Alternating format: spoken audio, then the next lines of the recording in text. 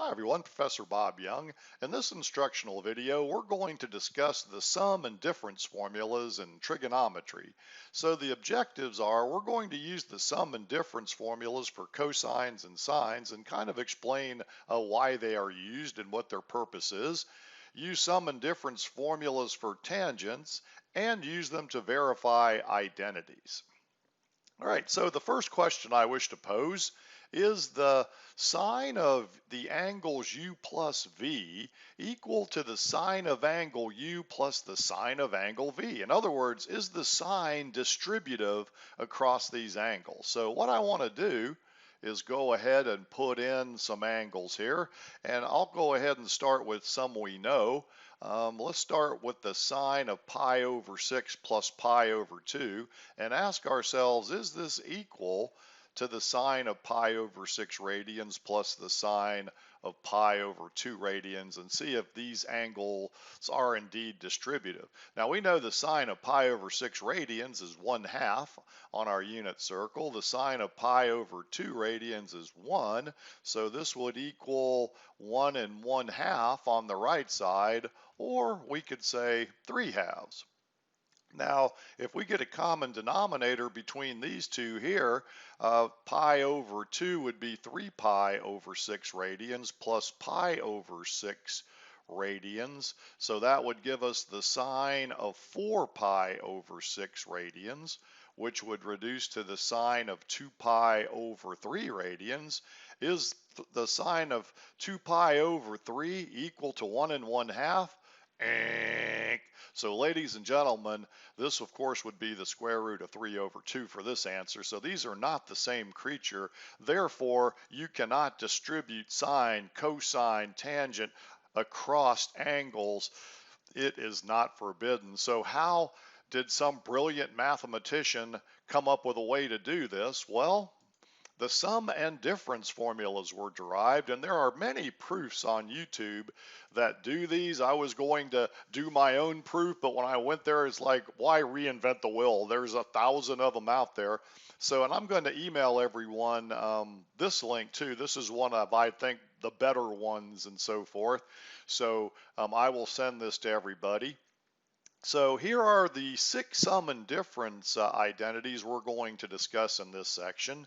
Now notice the sine of a plus b equals the sine, or I could call this alpha plus beta angles here, would be the sine of alpha times the cosine of beta plus the cosine of alpha times the sine of beta. And you will see this in this proof, how they derive these formulas and so forth. All right, so and here are all of them, but what I want to do is take one of these. I think I'll take one of the cosine ones, and we will show you that we know that the cosine of 30 degrees on our unit circle is the square root of 3 over 2. All right, now to obtain this exact value using the sum and difference formulas, we can say the cosine of 30 equals the cosine of 90 degrees minus 60, and use the difference formula we just talked about here. So we would say the cosine of 30 degrees equals the cosine of 90 minus 60. So if we look back here, we're looking at this one. We're using the cosine of the first times the cosine of the second plus the sine of the first times the sine of the second here, just to show you that these do work. So the cosine of 90 times the cosine of 60 plus the sine of 90 times the sine of 60. So here are the unit circle values, 0 times 1/2, that's going to zero out there. The sine of 91 times the square root of 3 over 2. Hey, these work. And these identities here, what they allow us to do is get a lot of different angles outside of the ones that we know. All right, so for example, what if I wanted to get the exact value for the sine of 75 degrees? Well, what I would do is I would break it up into the two that we do know on the unit circle, the sine of 45 degrees plus 30 degrees. All right, and there's other combinations at times you can find as well. So I just went ahead and I wrote the sum formula up here, the sine of alpha plus beta. So we're going to call the 45-degree angle alpha and the 30-degree angle beta.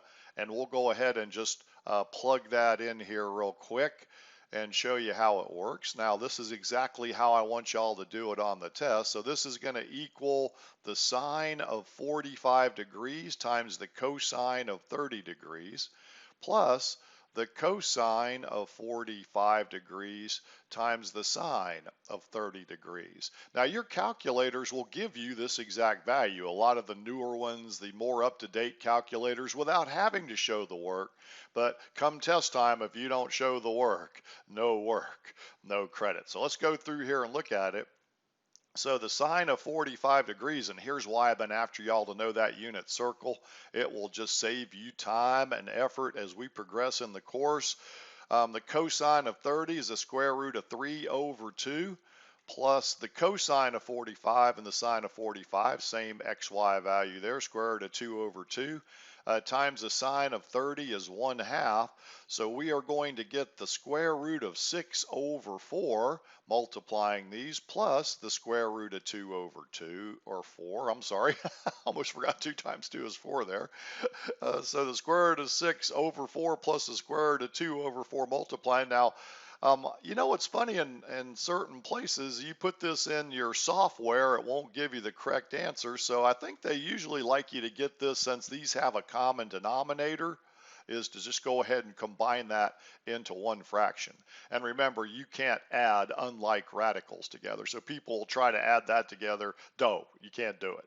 All right, so that's a review of algebra right there. So this would be the exact answer of the sine of 75 degrees. And you can go on degree mode on your calculator, put it in, you should get this, it should check. So these sum and difference formulas, think about this. We use two that we know to get a one in between that you could add. Then you could probably use this one, and now one we know, and that one, and we could keep doing that forever and ever. And that's where you get all of these values your calculator gives you on the unit circle.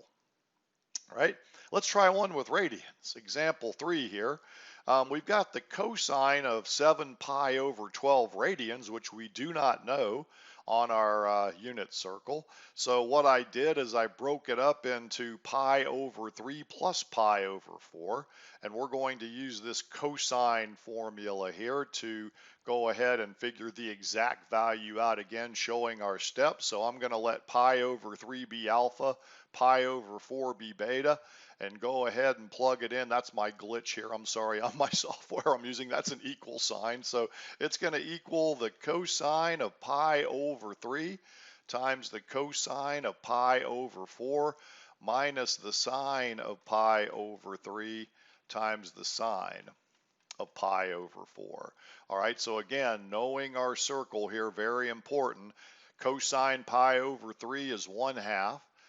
Cosine pi over 4, square root of 2 over 2, minus the sine of pi over 3, square root of 3 over 2, times the sine of pi over 4, square root of 2 over 2. So we end up in this one, if we're getting our answer, is the square root of 2 over 4 minus the square root of 6 over 4. And if you want to write that as a single fraction, you can write it like this. All right, I've also seen textbooks factor out a square root of 2 over 4 on this thing. So if you took the square root of 2 over 4 and factored it out of these two right here, you would be left with 1 minus the square root of 3.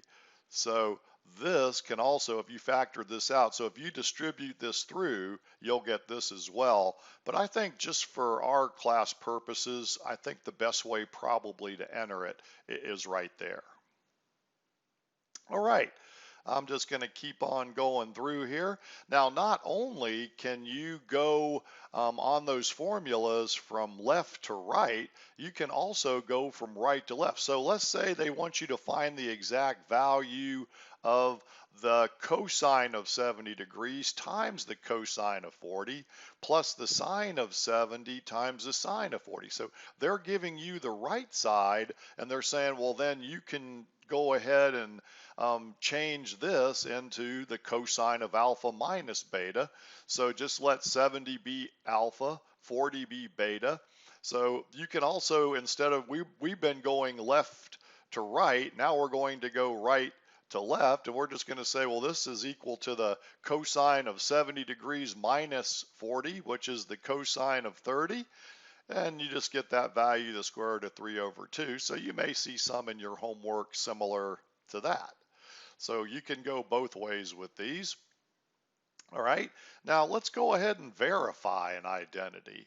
All right, so we can also use these sum and difference formulas to verify certain identities. So let's show that the cosine of alpha minus beta divided by the cosine of alpha times the cosine of beta equals 1 plus the tangent of alpha times the tangent of beta. Now I went ahead and I took that cosine of alpha minus beta formula and I kind of put it on top here just for good purposes. So remember, when you verify, that you can't cross this line here. So I'm going to work from the left side to try to show the left side will get you the right side here.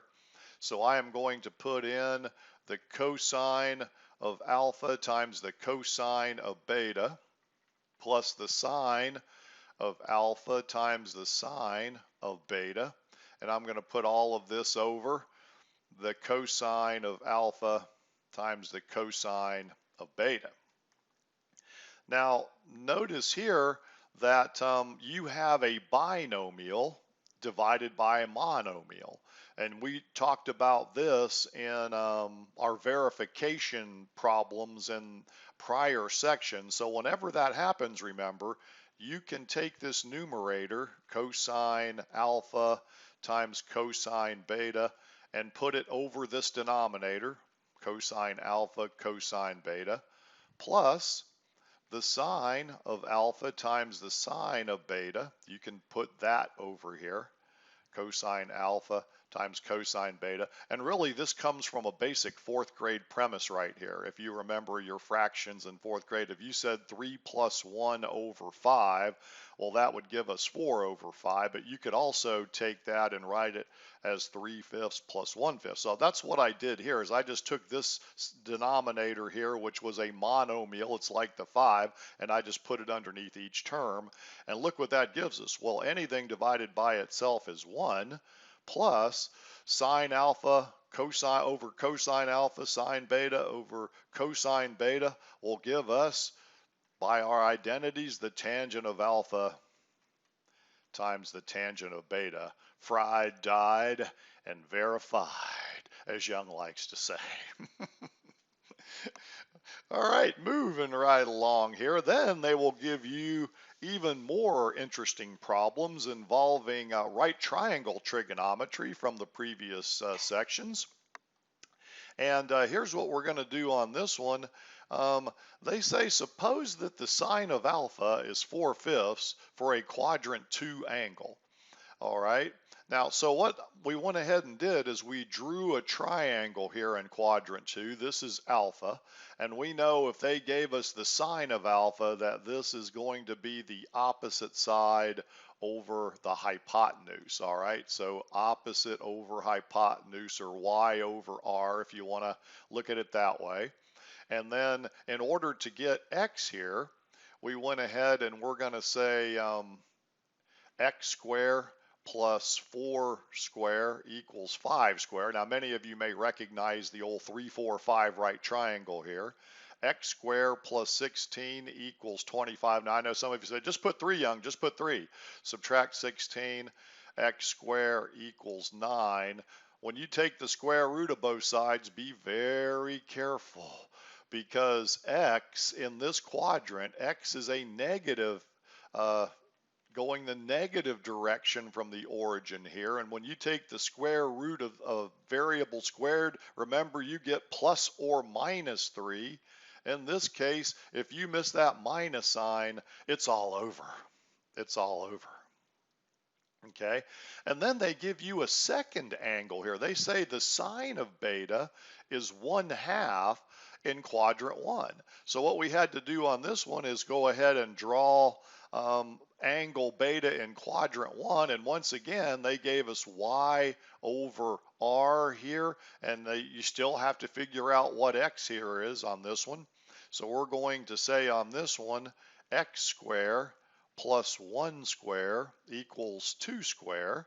X squared plus 1 equals 4. Subtract 1 from both sides. X squared equals 3. Take the square root of both sides. And you might have recognized this anyway, that this was in the first quadrant. Both of these are going to be positive, but we're going to say that's positive square root of 3 there. So a squared plus b squared will be c squared there. So in quadrant 1, that's a positive number. All right. So then they ask us in this section, given these two things, to find the sine of alpha plus beta. All right. So then we're going to go ahead and write the formula out here. And we have to kind of look at both of these two triangles for certain things.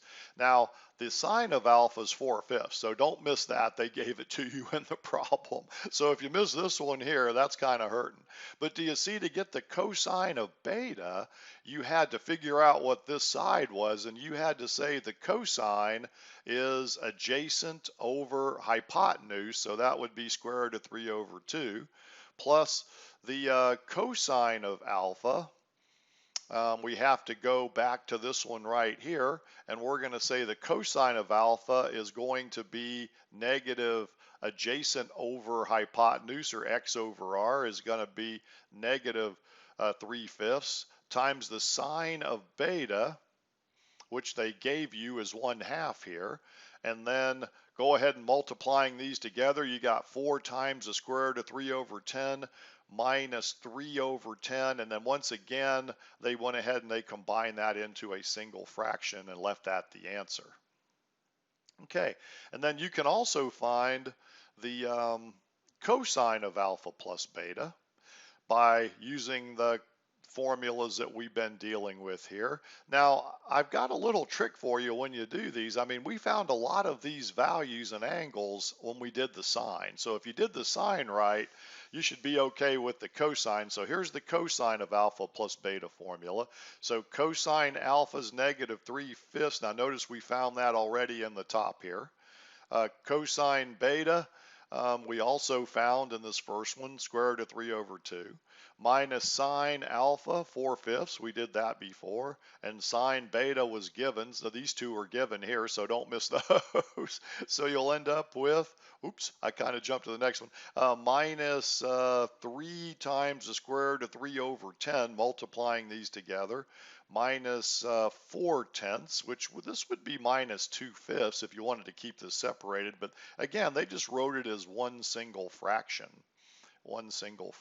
there. Boy, now, you know what would be a fun exercise for y'all and let you practice your algebra is to find the tangent of alpha minus beta. Put this over this and simplify. That would be a really good exercise. And speaking of tangent, let's do example 7 here, verifying an identity. So we want to verify that the tangent of x plus pi equals the tangent of x. So I took the tangent formula here for alpha plus beta, and I put it over here on the right, which is the tangent of alpha plus the tangent of beta divided by 1 minus the tangent of alpha times the tangent of beta. So notice here, if we let x be alpha and pi be beta, the tangent of x minus the tangent of pi, well, the tangent of pi is 0. Now, if you think about this on your unit circle here, we can make a quick circle and bad circle. Pi is over here, which would be the point -1, 0. So remember, the tangent is y over x. 0 over -1 would be 0 here. So we would get the tangent of x plus 0 divided by 1 minus the tangent of x times 0. So this would 0 out, leaving us the tangent of x over 1 here, which would be the tangent of x over 1 would be the tangent of x. So once again, fried, dyed, and verified. I was just mentioning here that this goes with this. All right, so that concludes our lesson for the sum and difference formulas. Bob Young signing off.